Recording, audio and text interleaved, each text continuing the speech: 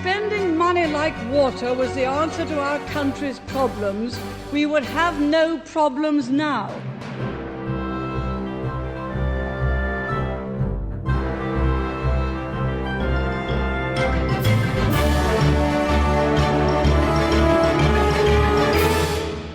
Good evening, ladies and gentlemen, and welcome to another edition of Modern Comments Radio. I am Amy, your hostess, and joining me this evening is Dave. Hi, Dave. Hello. How are you this evening? Hanging in there. And also we have Cranky T-Rex. Chris, how are you this evening? I'm good. Thanks for having me. Thank you. Just a brief note to listeners, this show was pre-recorded Wednesday evening. Dave and I will be attending the funeral of a friend who passed away over the weekend. So Chris was kind enough to play tech support and help us get the show up and running and recorded, so it would be a new edition for you to listen to on Wednesday evening. So thank you for tuning in, and even though we're not live in the chat room, you could join the chat room at vigilantlibertyradio.us and join in with other listeners to discuss the show. You can also tweet me at Modern Comments, and when I get home, I will respond to the tweets and messages you have for me about the show. So without further ado, we are going to get started. And the first topic this evening hit home for me because I am an English major. My undergrad degree is in English, and I did get my master's in English in 2011. So when I saw this article from the New York Times, which is always an interesting read anyway, it caught my attention, and I brought it up to Dave because it deals with the literary canon, and the headline of the article is "The Literary Canon Could Make Students Squirm." And the entire focus of the article was on putting trigger warnings, and I'm using air quotes, on works in the literary canon because they could cause emotional distress or make students uncomfortable. And I want to read a little bit of this article. It's by Jennifer Medina, and it was originally published May 17th, because it's going to be an interesting topic to discuss for a variety of reasons. Should students about to read The Great Gatsby be forewarned about a variety of scenes that reference gory, abusive, and misogynistic violence, as one Rutgers student proposed? Would any book that addressed racism, like The Adventures of Huckleberry Finn or Things Fall Apart, have to be preceded by a note of caution? Do sexual images from Greek mythology need to come with a viewer beware label? Colleges across the country this spring have been wrestling with student requests for what are known as trigger warnings, explicit alerts that the material they are about to read or see in a classroom might upset them, or as some students assert, cause symptoms of post-traumatic stress disorder in victims of rape or in war veterans.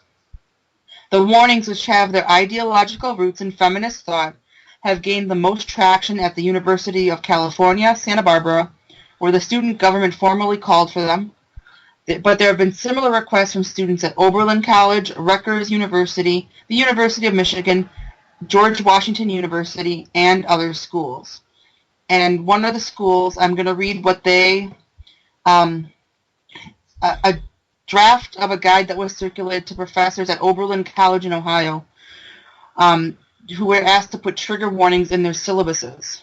And the guide said they should flag anything that might, quote, disrupt a student's learning and cause trauma, including anything that would suggest the inferiority of anyone who is transgender, a form of discrimination known as cis-sexism, or who uses a wheelchair, in parentheses, ableism. And this is a quote from this guide. Beware of racism, classism, sexism, heterosexism, cis-sexism, ableism, and other issues of privilege and oppression, the guide said. Realize that all forms of violence are traumatic, and that your students have lives before and outside your classroom, experiences you may not expect or understand. So we're going to open up this to discussion, and first, Chris, I'm going to ask you this question. Should works in the literary canon come with trigger warnings? If so, why? And if not, why not? Isn't the summary on the back of every book pretty much your trigger warning? I mean, if you're picking up a book and you're not particularly clear as to what it is, I don't see how someone printing a stamp on it that says this book may contain racism is going to help you any more than the summary on the back that explains what the book's about. The other thing is when it comes to literature, it's not like pictures or video where something sort of is going to hit you and you're not going to be able to avoid it because it's sort of an instantaneous reaction. When you're talking about literature, you're reading you're going to be reading a sentence, or you're going to be reading a paragraph, or you might have to read a chapter, and it gives you a lot more flexibility in terms of if you're starting to come across some subject matter that you find uncomfortable, that you could stop. It's not like flashing a picture of someone being brutalized is where that's an instantaneous perception. So I just think that it's one of those things that I don't see the need because between the summary on the back and the fact that you have a lot more time to perceive what's going on and adjust yourself accordingly, I don't see why you would be triggered per se. Dave, what do you think? You're shaking your head. I too am an English major. And I'm just thinking, going back to high school, the kind of trigger warnings they would have had for my freshman English class in high school. My English teacher liked putting in stories like Lanigan versus the Ants, which talked about livestock being eaten alive by army ants. The poem Out Out about a kid whose arm was lopped off by a buzzsaw and bleeding to death. And Julius Caesar playing the assassination scene over and over. If we needed trigger warnings, or if we had been traumatized by those classes, I think we'd all still be in therapy to this day. We got through it. Literature is supposed to make you squirm. It is supposed to be somewhat traumatic. Grow a pair! Well, and back in high school, and I vividly remember this, and this book is popping up in circles now, because some parents are looking at the Common Core curriculum and seeing this book on the curriculum and raising objection to it, and that's The Bluest Eye by Toni Morrison, which would not be considered a part of the literary canon. And when we talk about the literary canon, for those who were not English majors and who are not literary minded, that's sort of this collection of the greatest sort of works in literature: Shakespeare, the Greek mythology, The Great Gatsby, some of the other books that we mentioned in the article that I quoted from the New York Times earlier. That's what we mean as the literary canon. The Bluest Eye would be considered more contemporary works, but there were some pretty explicit sex scenes in that book that I remember reading, and I think I was a junior in high school, and there weren't any trigger warnings on it. I don't even remember if they sent home a note to our parents, because I wasn't 18 at the time. They didn't give our parents any sort of, hey, this book contains pretty graphic sexual material, you might want a heads up, you might have the option to opt out and have your kid opt out of this. My thing is, and I think we're kind of getting to the heart of the issue when you said so eloquently, grow a pair, is what is the purpose of going to university and engaging in especially a liberal arts education where literature is the focus? What is literature meant to do? It is meant to take you to other places, to experience other things and experience other cultures. And we have this problem in our culture, and it is a pervasive problem in this culture, where people don't want to be offended. They don't want to be made uncomfortable. They feel that they have a right to never have their feelings hurt or never be challenged on anything. And I don't know about either one of you. I won't speak for either one of you. But this cis-sexism thing, which is spelled CISSEXISM, and it's all one word, was a new term for me.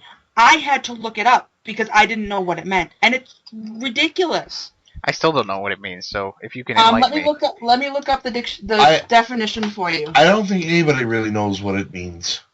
It's another one of those made-up words that are designed specifically just to get people to shut up in some way, because that's what it always sounded like to me. Yeah. Well, it's from the word cisgender or cissexual. It describes related types of gender identity where an individual's experience of their own gender matches the sex they were assigned at birth. So let's just, for a second, talk about that term, the sex they were assigned at birth. You are not assigned a sex at birth. You are assigned a sex genetically when you are conceived. You are either male or female. And if you struggle with that after you are born, I sympathize with that. But you are not assigned a sex at birth. That is, you are not. You are born male or you are born female. The doctor doesn't look at you and decide, oh, I think you're going to be a girl or I think you're going to be a boy. It's a boy and it's a girl when they are born. Am I way off base on this or no? No, that's something that happens in the womb. So, Yeah. yeah. I'm not a scientist, but I thought that was pretty self-explanatory. We often will confuse the two because until certain genitalia appear, on an ultrasound, it can be more difficult to tell. But generally speaking, once you're born, you have been assigned a gender prior to that point, if you want to call it. I kind of object to the idea of assigned at all, because you're not. No, as far as we know, nobody picks that. It happens randomly, and there does not. Despite all the old wives' tale about if you sit this way or you copulate in this particular position or or if you eat this food for the first 3 months, you will be able to have a girl or a boy. We don't seem to have terribly good control over that yet. I'm sure in another 10 or 15 years we could genetically manipulate that situation, and we probably will. But at the moment, it's pretty much a random chance of your genes coming up one way or the other, as far as we know. Unless you want to get into sort of quasi-religious about you have a soul and your soul is male or your soul is female and all of that. But from the biological standpoint, it's pretty much it happens one way or the other, and you come out that way. So there's no assignment. Like somebody did not dub you male or female. No, and that word pops out. But so now I think it's one of those words that was made to say shut up if you happen to be a male and act accordingly, I guess would be the best way to put it. I don't even know what that means. I mean, act accordingly. Like, does that mean like I go out and play baseball and now I'm somehow I'm a cis sexist because I'm a male who likes a sport? Playing with action heroes? Like, where do you draw the line there as far as you were engaging as a male in male behavior? Well, the brilliant thing about it is they can move that line to wherever they need it to be to suit whatever cause. In this case, it happens to be the trigger warnings. It's all about feeling and not thinking. We've come across this before, like with a Huckleberry Finn is one of the works being brought up. People don't seem to realize that despite the language, using the N-word in there and so forth, it's a whole thing about it's against racism. It's actually treating Huckleberry Finn learns to look upon Jim as an equal and not as a slave or as cargo. That's one of the big major themes of Huckleberry Finn. But people, because they see the N-word and other things in there, don't want to get past that. They don't want to think. That goes to something we were talking about on the Ed Morrissey show this afternoon. We were talking about Common Core, and one of the things I had said in the chat room at the time is that kids today are not being taught to learn; they are being taught to repeat. Everything we teach to the test. We teach them to recite these mantras instead of teaching them to go out into the world and learn how to think, learn how to learn. Figure out how to solve problems, figure out how to digest facts and figures and use them to come to conclusions, as opposed to just teaching them, this is what you will believe, this is what you will think, and go out and repeat it to everyone else, or you shall be punished. No, and it's funny that you bring that up, because we talked about Common Core, I believe it was last week on the program, briefly, and we didn't get as in-depth to it as we could have. But one of the things in Common Core, and my background is in education, like I said when we talked about it before, and just as I was getting toward the tail end of my certification classes, and I'm still not done, they were starting to introduce Common Core into my education classes.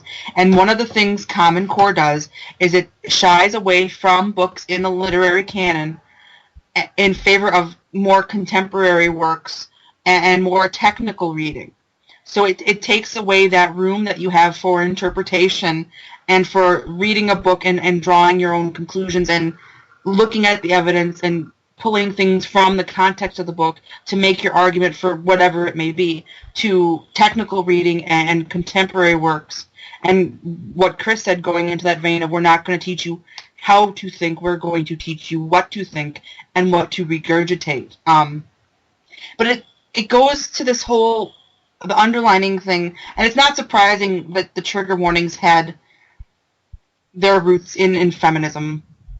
Feminism would be a whole nother topic for a whole nother show, but it all goes back to that feelings thing, and it's not just in colleges, it's in everywhere. And I was reading earlier, and I didn't send this link to you, so I'm going to kind of throw this out into left field, but East Greenwich Middle School in Rhode Island, they got rid of honors night at Cole Middle School because some people in the members of the school community have long expressed concerns related to the exclusive nature of honors night. And that's a quote from an email from the school principal. And so instead of taking these kids who have done well, who have achieved, and giving them a night where we can acknowledge that, we have to cancel it because some in the community who will never, ever, ever be named because they won't have the spine to stand up and say they're the wet blankets, have decided to complain about the exclusive nature of honors night. And I think these things are both tied in. Dave, I wish we had a camera because the look on your face is priceless. What do you want to say? Say it. It's supposed to be exclusive, damn it. That's pretty much what it comes down to, isn't it? Really, I mean, I want to go back to something that Dave said earlier about how you're supposed to feel stuff. You know, you're supposed to be made a little uncomfortable by a story. As someone with an incredibly vivid imagination, you know, when I read a really good story and I finish that, I'm a little shell shocked, and I'm trying to remember which life I was actually leading. You know, and if you can't do that, if you don't have that experience, then there really is no way for you to go out there and be somebody else for a while. I mean, that's really what the appeal of literature is, right? Is for a little while you can live a completely different life from your own. And you know, it could be anything from, you know, getting to living the life of a guy who went back in time and got to relive his high school years with all his future knowledge, or it could be like the myriad of Star Trek books that are sitting on my shelf right here. You know, or I even have a couple of great sci-fi like Neil Stephenson's Snow Crash. You know, being able to inhabit the body of someone else, live their life, and share their experiences, and have that affect you in a really personal way. That's the point.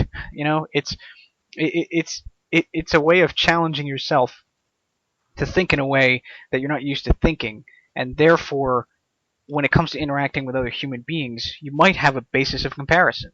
You know, that's sort of the other place that this goes, is not only are we teaching you to regurgitate, we're not teaching you to learn, we're also not teaching you how to interact with people who are different than you, even though we want diversity, because we won't let you experience their point of view. Because if we do, then you might like it, you might choose it, and then you might not support whatever particular cause that's typically liberal or progressive that these people want you to support. Well, we were talking before we went on air, Chris, about you and I won't go into the movie, but we both went and saw Godzilla today, and before my showing in the previews, they showed a preview for The Giver, and I don't know if did they show that before your viewing? I didn't see it in there, but I think we saw it. I don't know if I've seen the preview, but I knew they were doing the movie. And I read that book, and it was one of the only books in high school of all of the literary canon stuff that we had to read that I actually liked and took to, which is pretty amazing. So when I saw they were making a movie, I was kind of like, I don't want to see that. Well, I have not read the book. It's one that I have not read. The movie looks like it would be interesting, but it would also be deeply troubling. But there was a scene in there, and I believe the character is played by Meryl Streep, where she says something to the effect of, when we give people the choice, they choose wrong. And that's sort of the crux of it. We don't want them exposed to other ideas because they might choose wrong. But I think it was in this article, they even object to something like The Taming of the Shrew because the supposed misogyny in there, or Shakespeare's The Merchant of Venice because of the anti-Semitism. Well, you can find it. I mean, again, if you're reading any good literary work, it's going to deal with something heavy from somebody's perspective. It's going to hit you with that because that's life. I mean, everybody encounters something in the course of their life that's going to involve prejudice, or it's going to involve discomfort, at least in some way. So it's impossible to write a good story and not make somebody uncomfortable. We saw that with the early seasons of The Next Generation, where Gene Roddenberry said humanity would not have any conflict with each other at all, and they couldn't write episodes because there was nothing to talk about at that point. Conflict is what's worth talking about. Who cares if we agree? That's not any fun. Mm-hmm. Yeah, and one of the things about literature is that it's a snapshot back in time. You're reading back, it shows how things develop, how ideas develop, and you can look back how Shakespeare portrayed Shylock in The Merchant of Venice, or The Jew of Malta by Christopher Marlowe. Fast forward a few hundred years to Fagin in Oliver Twist. People are very uncomfortable with that, even though Dickens emphasized later the problem with Fagin was not that he was a Jew, is that he was a criminal. I remember having a discussion with a friend of mine about that, and how Dickens actually later tried to make up for it in his last complete novel with another Jewish character who was almost disgustingly good. But those are also the development of ideas and concepts throughout, and people don't seem to want to think about those things. Well, it makes them uncomfortable. Therefore, we have to do away with that. Not address them at all. Yeah, but in fairness, although this article was pretty long, at the end, the last 5 paragraphs deal with objection, and I'm going to read just a little bit of it as we start to wind down this segment. After several professors complained, and now we're talking about that long list of things to be aware of, all the isms to be aware of in that guide for syllabuses. After several professors complained, the draft was removed from a campus website pending a more thorough review by a faculty and student task force. Professors and campus administrators are expected to meet with students next fall to come up with a more comprehensive guide. That right there sends up red flags, but we'll cross that bridge when we come to it. Meredith Raimondo, Oberlin's Associate Dean of the College of Arts and Sciences, said the guide was meant to provide suggestions, not dictate to professors. Again, I don't buy it, but we'll continue.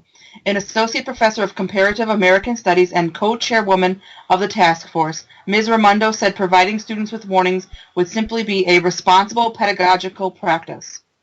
I quite object to the argument of kids today need to toughen up, she said. That absolutely misses the reality that we're dealing with.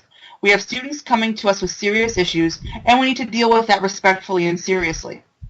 But Mark Belcher, a professor of politics and East Asian studies at Oberlin and a major critic of the trigger warnings at Oberlin, said such a policy would have a chilling effect on faculty members, particularly those without the job security of tenure. If I were a junior faculty member looking at this while putting my syllabus together, I'd be terrified, Mr. Belcher said. Any student who felt triggered by something that happened in class could file a complaint with various procedures and judicial boards and create a very torturous process for anyone. And it's really funny that you brought up The Giver, now that I'm thinking about that book, because the whole story is really sort of what they want here. Since you haven't read it, since I haven't read it in a really long time, I'll try and hopefully not screw up the synopsis. But basically what happens is that these communities have completely eschewed all choice and pain and discomfort to the point that there's no color, there's no heat, there's no warmth. Everything is incredibly bland. And they have given all of the memory of that to one person, and that person has to bear it. And the main character of the book is chosen to be the next bearer of all of that information. So the first part of the book is basically the older person, who is called the Giver, giving those memories to the younger person who has to experience all of this stuff. So everything from pain, and he's the only one able to see color, and he's the only one who's able to remember what warmth and sunlight feels like, and all of these other things. So everyone else's experience is just bland, and that's really what we're talking about when you're talking about trying to protect people from discomfort, because in order to do that you have to take away pleasure as well. You can't have one. You're never going to have one without the other and be able to appreciate them. And it's really funny that was the movie that you happen to see in the trailer, because that's what we're talking about here. We're talking about that very scenario. Yeah, and it reminds me of two things. One, something that I've said, but I don't. It's not something that I came up with. I got it from somewhere online, and I don't remember whose blog it was. But political correctness creates a cultural desert. Whether it's literature in this case, or comedy, or television, or movies, when everything has to be censored because anything could be offensive, what you get is a nothingness, a cultural desert where the only safe things are the dull things.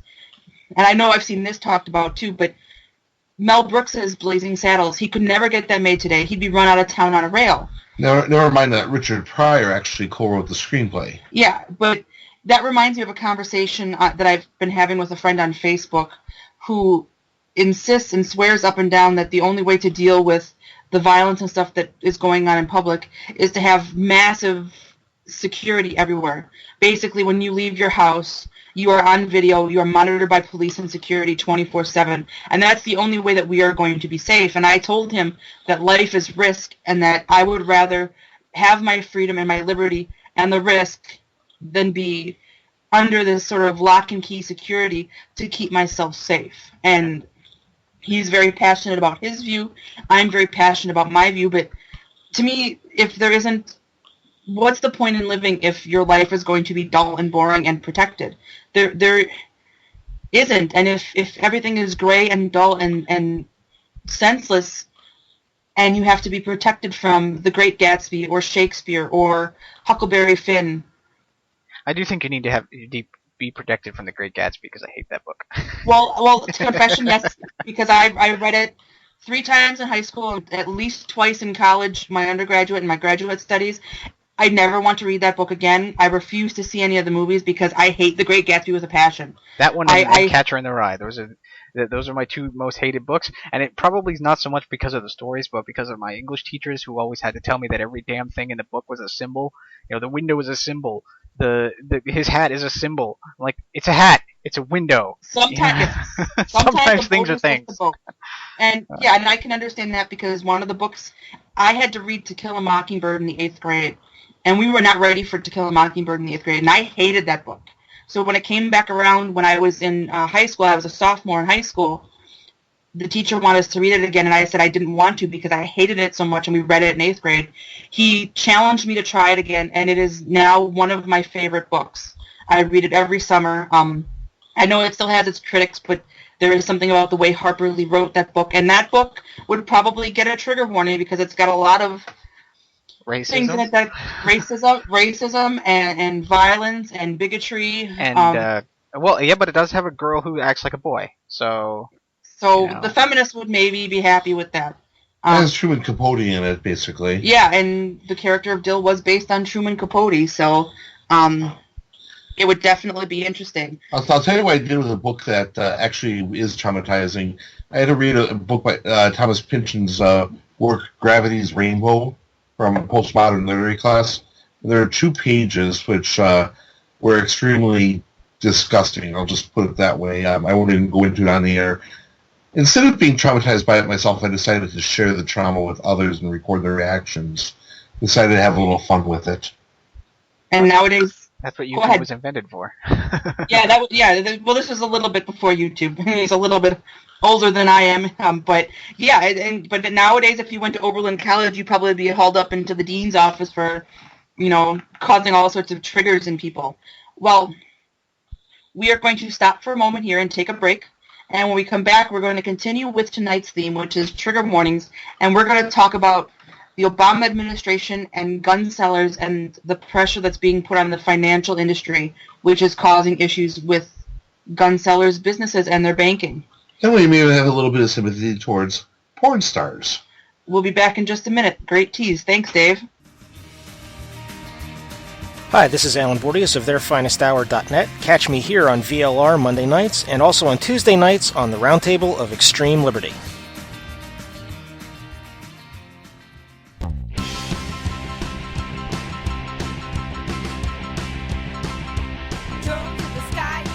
Hi, this is Missy Bordius. Join me as I share my womanly bits on the Conservative Feminist Show, 11 p.m. on Fridays, here on Vigilant Liberty Radio.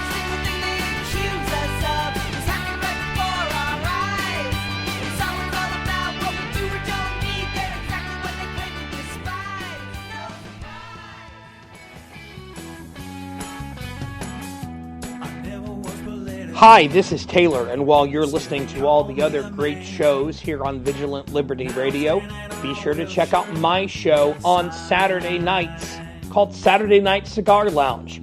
You never know what we're going to talk about. It's always a fun time. That's Saturday Night Cigar Lounge, Saturday nights, 10 p.m. Eastern, 9 p.m. Central, here on Vigilant Liberty Radio.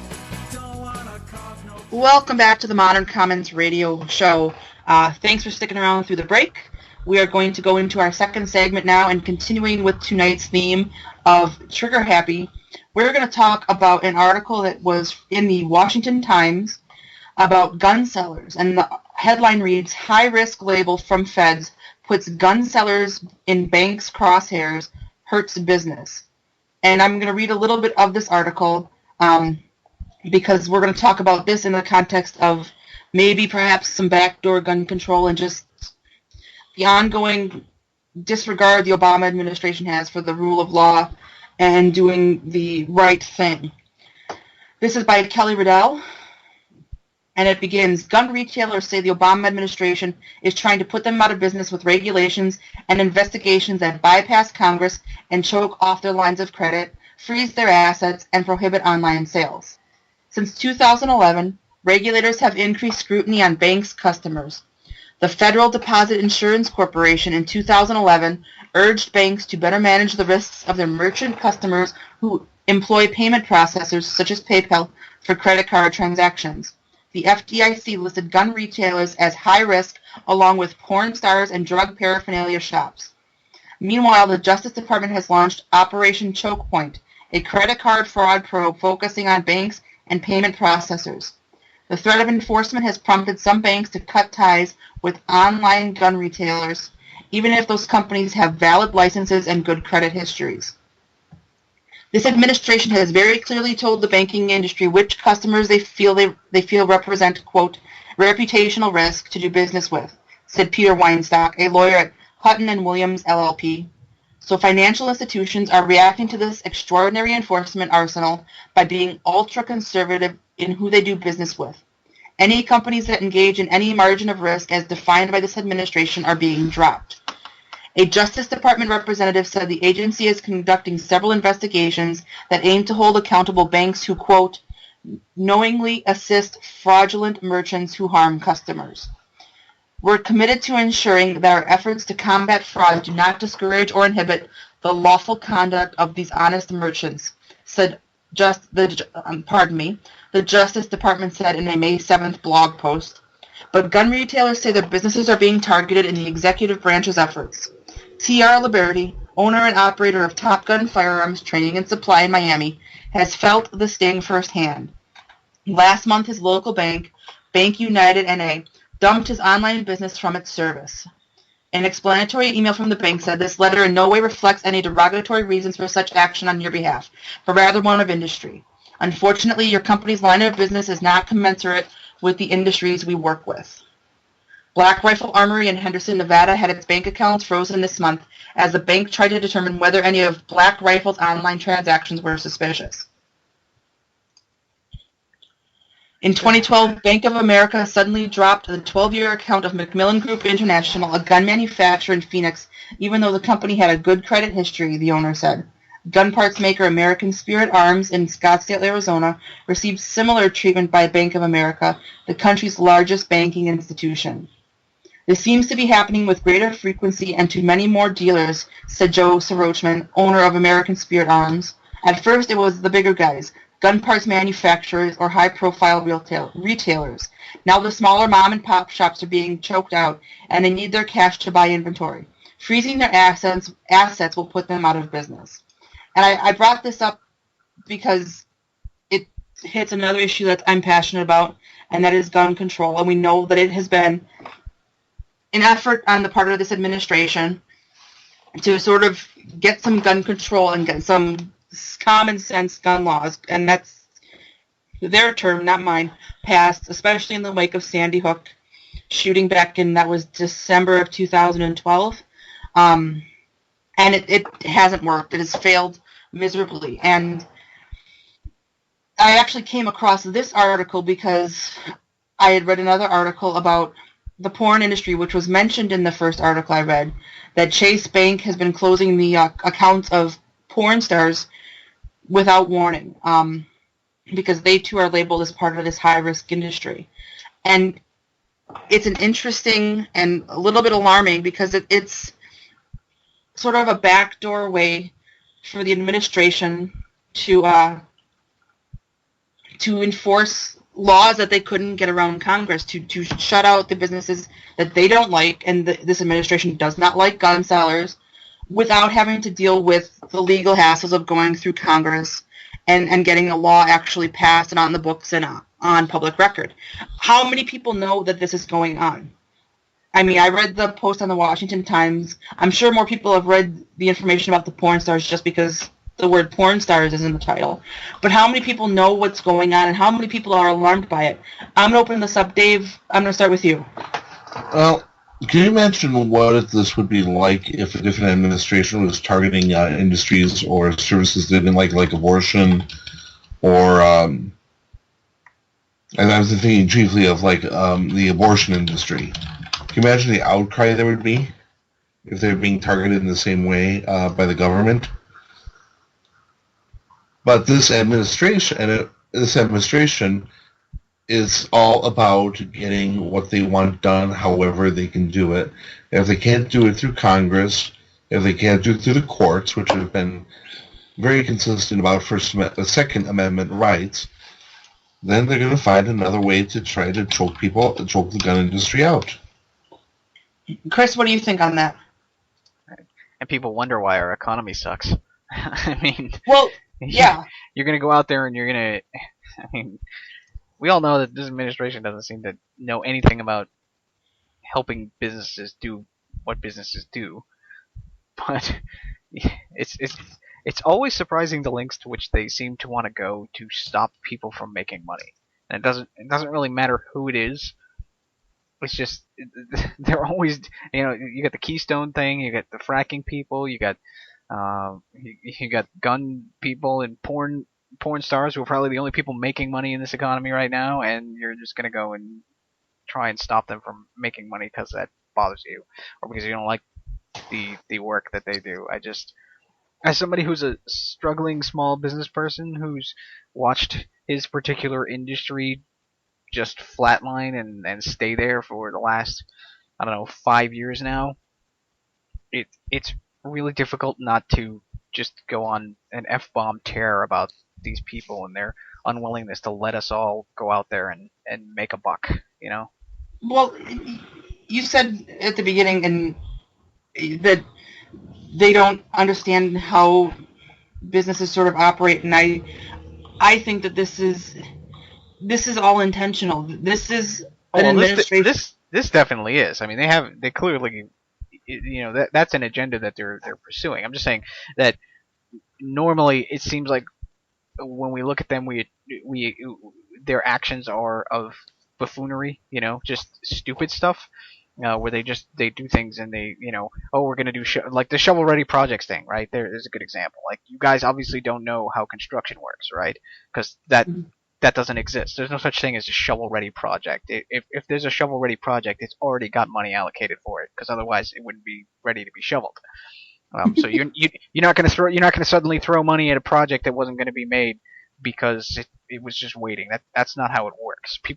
People do bids on projects because somebody has money. But normally we attribute what they're doing to stupidity, and then every once in a while they come along and they do something like this, which is intentional. We don't care. We're trying to stop this other thing, and we're going to hurt the business. We're going to hurt businesses to do it. Well, and I tend to be more skeptical and pessimistic than you there. I think everything, even the stupid shovel-ready jobs, is intentional. I think they know it's not going to work. I just think that it sounds good, and it's a great soundbite on the news, and it's never going to go anywhere except spending more money that's going to employ, maybe, if we're lucky, a handful of people. But it sounds good on the news. And I think that this is an administration that rules, and I'm using that word on purpose, with malice. And this is a very good example of that.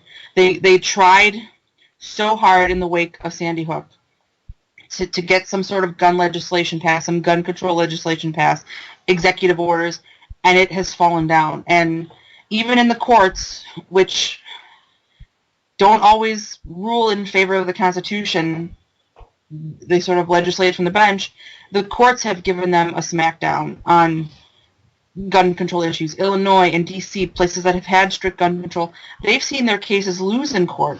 Not that they care. They're going to keep doing what it is they want to do. The judicial rulings be damned, but they've been handed defeat after defeat after defeat.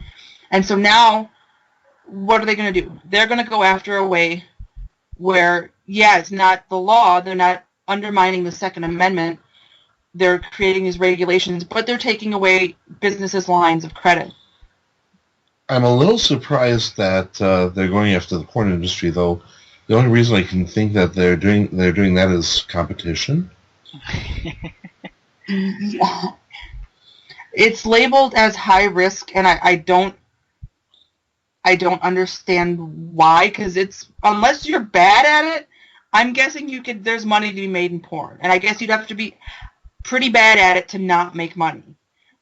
I don't know. I think when they're talking something like high risk, when they're talking about porn, they're probably talking about sex trafficking, and abuse, and stuff of that nature. And underage participants.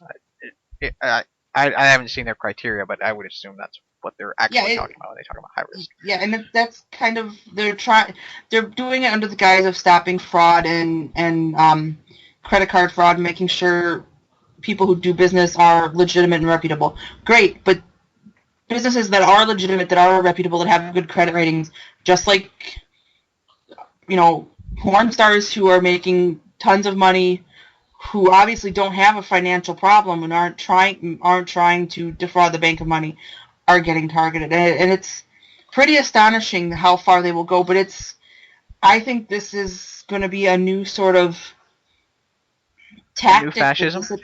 This is going to be a new tactic that the administration uses now, and this is related. It's not something that the administration did, but the Benham brothers were supposed to have a show on HGTV called Flip It Forward, where they were going to help people get houses and fix them up when these people couldn't normally afford to do it. And after it came out that they're pro-life and against gay marriage, HGTV canceled that show. And then the Daily Caller broke a story that SunTrust banks cut ties with the Benham brothers by pulling, the listing for properties because they make their living, obviously, in real estate. And this is something that needs to be called out, and it needs to be stopped, because this sort of financial pressure is even something that we saw with, I believe his first name was Brandon Ike at Mozilla. He lost his job because of his views on gay marriage from 6 years ago, 2008. And while he is this all kind of ties back into what we were talking about not allowing people to have opposing points of view. And regurgitation. I mean, if we don't even want you to see it. We don't want it to exist if we can avoid it, even though it will. And no matter how absurd or dangerous trigger warnings are on college campuses, this is more so. Because somebody like Brandon Ike, this isn't a value judgment on whether or not because he's got money. He does have more money than probably the three of us put together, obviously. And that's just a statement of fact. So him getting moved out of his job, forced out of his job in Mozilla is awful, but it may not financially ruin him, whereas it may financially ruin someone like us. If this continues and they decide that going after banks and the financial well-being of people who they don't like politically, it will be the most effective tool to get people to shut up and sit down, because people don't want to be bankrupt. People can't afford, in a lot of cases, to fight this. And it needs to be called on the carpet, because they are going after people's incomes, people's livelihoods. They are making it impossible for people to do business. And today it's the gun sellers because they're on the target. And tomorrow it'll be us because we happen to be conservative, libertarian. We don't hold the politically correct view of the day. So we are going to have to pay for that with our livelihoods, our jobs, our income. Where does it stop? And again, it depends on which administration is, who's doing it. If, like I said, if this were a conservative administration targeting like Planned Parenthood or the abortion industry, you'd have such a hue and cry about it. It'd be all over the place. Are you kidding? When people ask what's going on with all these tax subsidies, when Planned Parenthood is bringing in millions of dollars, they flip their lids. Hell, they won't even let people put in like the most common sense regulations for the medical care involved there. Like, oh, we want to make sure that an ambulance will be able to get here, and we want to make sure we have an actual licensed doctor who is checked up on the same way any other licensed practitioner would be. They don't even want that. That's why we had the whole Kermit Gosnell thing. It's because nobody wants to even go in and just make sure that if the place isn't a butcher shop, which his place was.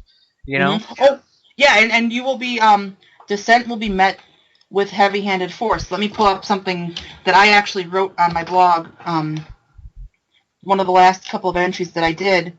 A politician, I believe she was in Pennsylvania. Let me find her name. Margot Davison. She represents Delaware County. She was in Harrisburg, Pennsylvania. She was supported by Now and Planned Parenthood in her first campaign. After the Gosnell story broke, she was one of the few Democrats to vote in favor of additional restrictions on abortion because her cousin died as a result of a botched abortion at Gosnell's clinic. And because she decided to do this, Planned Parenthood has targeted her by supporting her Democrat primary challenger, who happens to be a man. So, war on women. Well, yeah, exactly. War on women.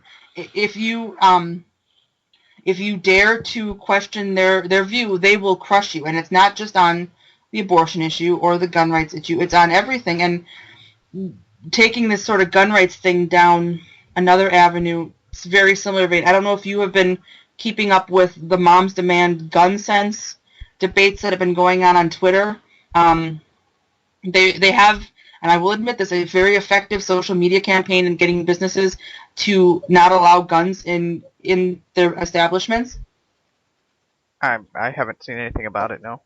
Okay, well, it's Shannon Watts, and the group is called Moms Demand, and they target businesses who allow concealed carry and put the power of social media pressure on these businesses to reverse their decisions. And so far that I know of, they've gotten Jack in the Boxes and Chipotle to reverse their policies on concealed carry. And I believe that these are in specific states. I don't believe it's every store, because obviously every store is in different states and the gun laws are all different in different states. But they have a very effective social media campaign to do this.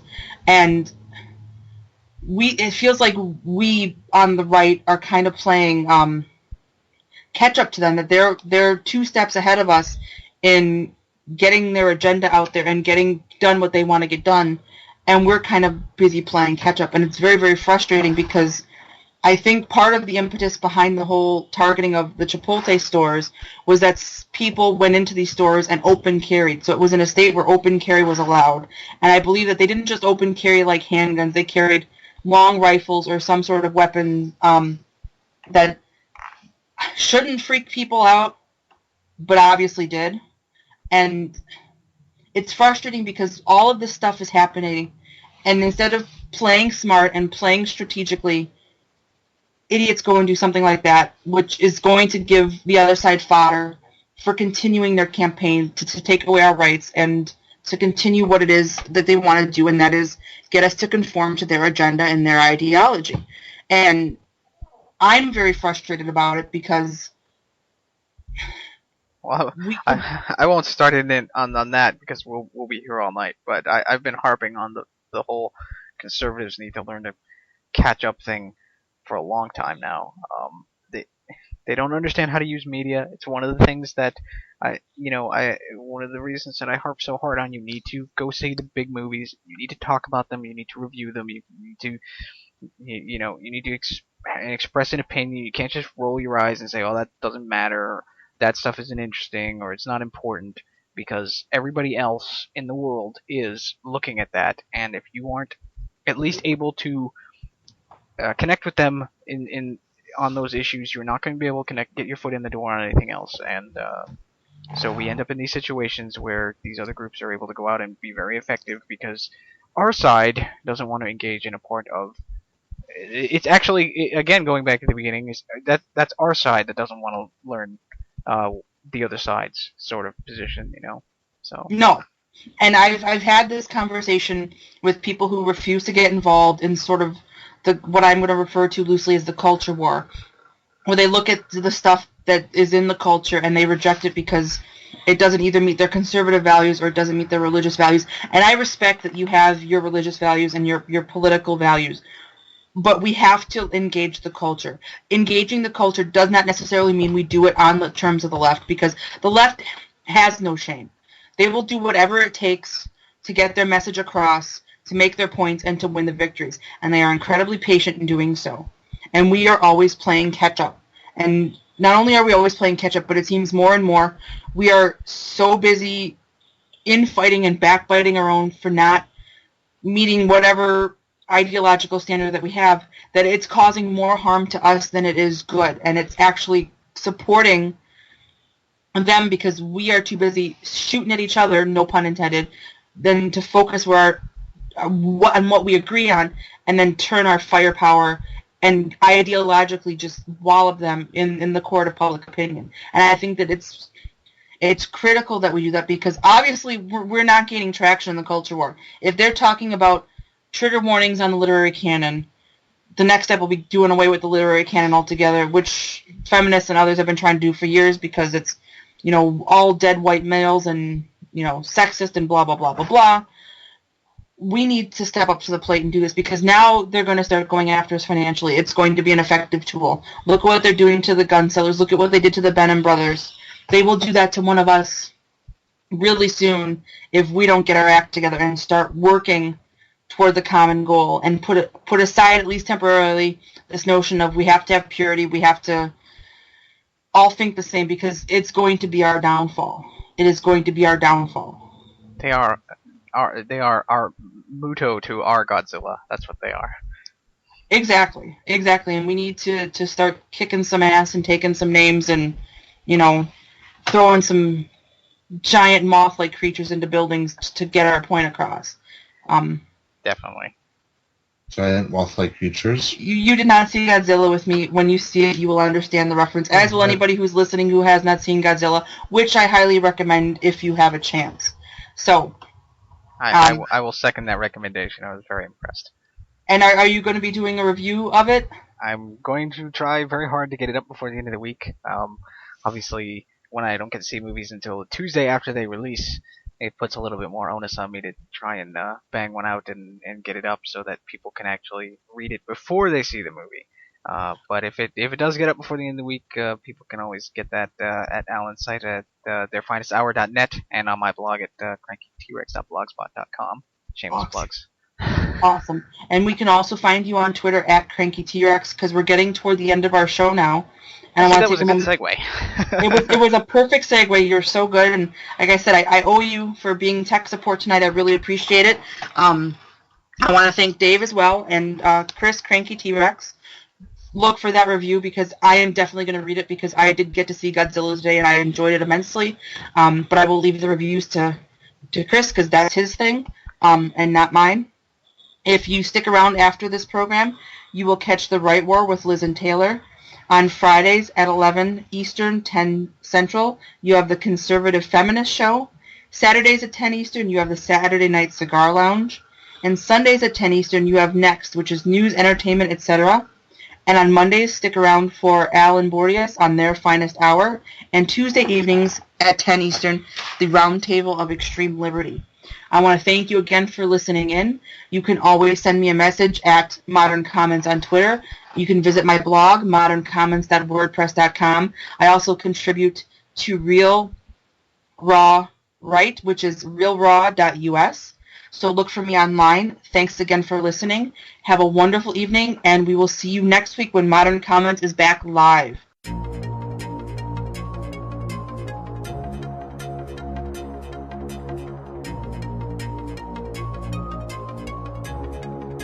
This show is copyright by VLR Media. All opinions of panelists and guests are their own and may not reflect the opinion of VLR Media, the host, or anyone else.